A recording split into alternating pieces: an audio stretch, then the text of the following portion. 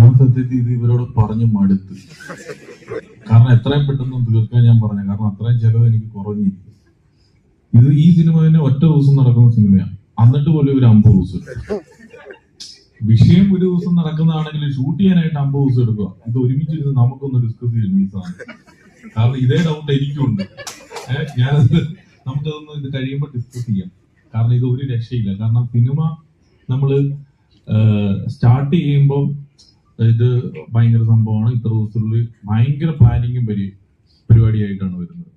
പക്ഷെ ഇത് തുടങ്ങി കഴിയുമ്പോൾ ഇതിന്റെ പ്ലാൻ എല്ലാം തെറ്റിപ്പോവാണ്.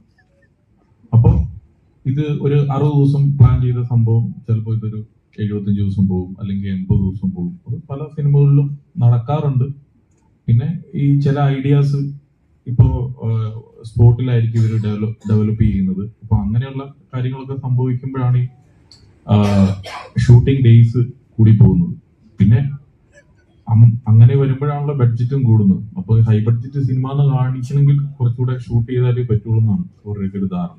ഇപ്പൊ പഴയ പോലെ